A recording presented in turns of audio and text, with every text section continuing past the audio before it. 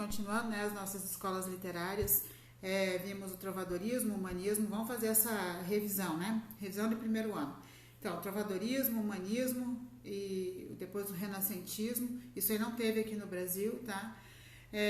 O trovadorismo é Deus como centro do universo, então ele usa o teocentrismo, humanismo e renascimento é o antropocentrismo, o homem no centro do universo. Há quem diga que humanismo e renascentismo é o mesmo, outros dizem lá que pega só o trovadorismo, não exalta muito o humanismo, né? Mas enfim, eu sempre gosto de destacar o humanismo. O humanismo é bom colocar, tá? É bom saber que existiu o humanismo de Gil Vicente, né? Com o Alto da Barca do Inferno. Então vamos lá, trovadorismo, humanismo, renascimento, que renasce, né, a volta da arte greco-latina ou greco-romana. Depois disso, o barroco, que fica aquela oposição, horas religioso, horas pagão, horas alma, horas pagão.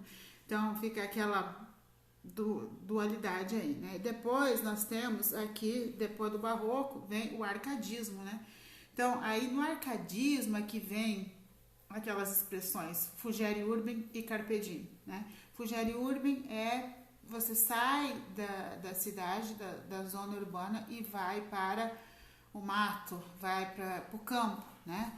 E Carpe Diem é viva o momento, tá? Então, aqui vamos ver um pouco do contexto. No início do século XVIII, as transformações que ocorriam no plano político e social, o fortalecimento político da burguesia, o aparecimento dos filósofos iluministas, o combate à Contra-Reforma, entre outros, exigiam dos artistas uma arte que atendesse às necessidades de expressões do ser humano naquele momento. Aqui, gente, ó, eu fiz no computador e daí passa para o tablet, ele desconfigura, tá? Por isso que ele fica assim, mas lá no computador ele ficou bem bonitinho. Então, o arcadismo, ele é toda oposição do barroco, tá? Não tem nada a ver com o barroco. Então, quando você fala em arcadismo, você lembra de campo, de viver um momento, aquela coisa bem serena, tá? Tomar um café também, né? O arcadismo, ele vem totalmente de oposição ao barroco. O neoclassicismo, também conhecido como arcadismo, foi a resposta artística que a burguesia pôde dar a essa necessidade, tá? Então, aí a burguesia era uma classe social, não quer dizer que eram ricos, tá? Como a gente agora tem em mente que burguês é quem tem dinheiro nessa época, e não é isso, tá? Então, eles precisavam de um novo enredo aí para as artes, né? Então, aí é que vem o arcadismo, tá? Se falar arcadismo e neoclassicismo é o mesmo, certo? Os efeitos da Contra-Reforma foram sentidos durante todo o século XVII e manifestaram-se fortemente na arte barroca. No século XVIII, entretanto, os esforços dos artistas e intelectuais concentram-se no combate tanto à mentalidade religiosa quanto às formas de expressão do barroco.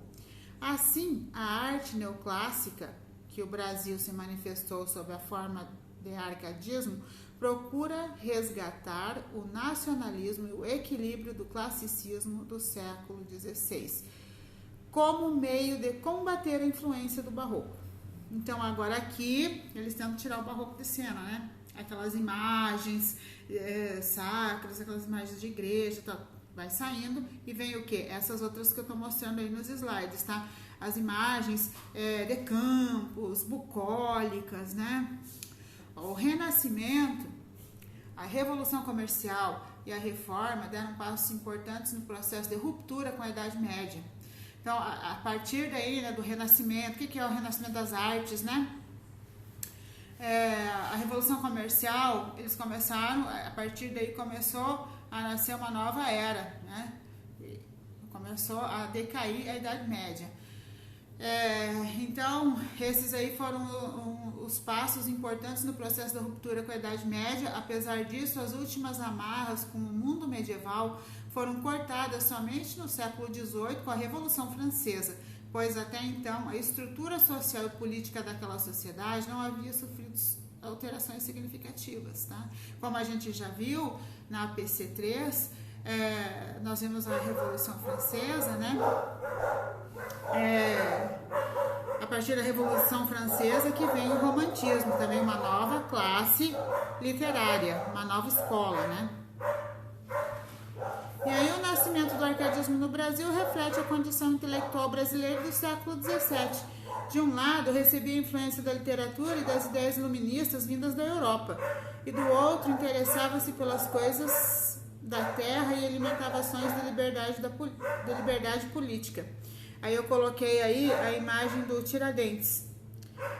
Por que eu coloquei essa imagem? Porque bem na época do arcadismo começou a Inconfidência Mineira. Então eles tinham ideias iluministas vindas da Europa, com ideias de liberdade, né? De independência do Brasil. Tudo isso com influência da independência dos Estados Unidos. Então tudo começou por lá. E aí, onde tudo terminou, né, com o coitado aí do Tiradentes, o coitado, né? Vamos dizer coitado, porque sempre é para eu ler um livro sobre ele, eu nunca leio. Eu tenho que ver, vamos ver exatamente quais eram as ideias dele, se ele era mesmo tão inocente assim ou não. Eu acredito que sim, que as ideias dele eram boas. Eu, Glaucia, acredito. Eu não sei se era mesmo, né? Mas eu acho assim, que ele era um grande pensador, um grande iluminista, que queria, assim, algo mais para o nosso país, né? E acabou onde acabou, né? Então, essa parte aí da história tem a ver com o arcadismo aqui, tá? Então, aí aqui tem um mapa mental, né? Esse mapa mental, vou dar aqui uma... O que é esse Fugerem Urbem, né? Os Árcades buscavam uma vida simples, próxima da natureza, longe das confusões urbanas, né? A modernização das cidades trazia o problema das conglomerações urbanas, né? Os poetas eram pastores, e geralmente aqui no arcadismo, falando aí poetas, pastores, né? Ele não dizia o nome dele. O poeta, ele era o pastor e que estava apaixonado por uma pastora, sempre era assim, tá? As principais características, depois vocês vão lendo aí, tá? A poesia retrata uma natureza tranquila, serena, procurando locus amenos, um refúgio calmo que se caracterizava com os contos urbanos, que se contrastava com a cidade, né? Com a vida urbana. Outra característica significava o carpe diem, né? O que é carpe diem? É um dizer em latim, significa viva o momento. Não se preocupe com amanhã, né? Significa aproveitar o dia, viver o momento com grande intensidade. E depois nós temos outro. Tem outro aqui. Vamos diminuir aqui. O meu dedo vai ali. Depois nós temos mais aqui Antiguidade Clássica.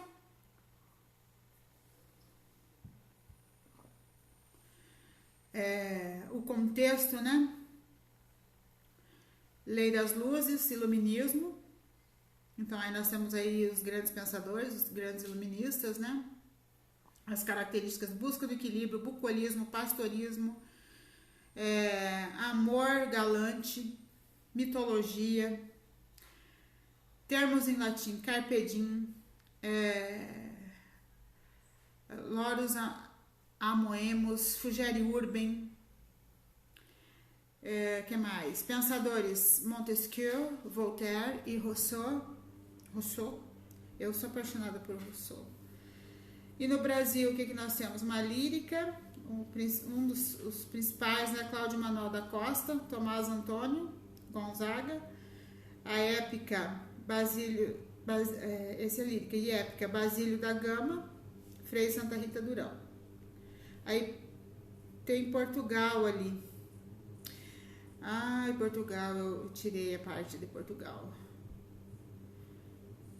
Aí, arcadismo, continuando, exaltação da natureza, linguagem simples e objetiva, pastoralismo, ele é racional, pureza e ingenuidade humana, bucolismo, oposição ao barroco, uso de pseudônimos, que mais?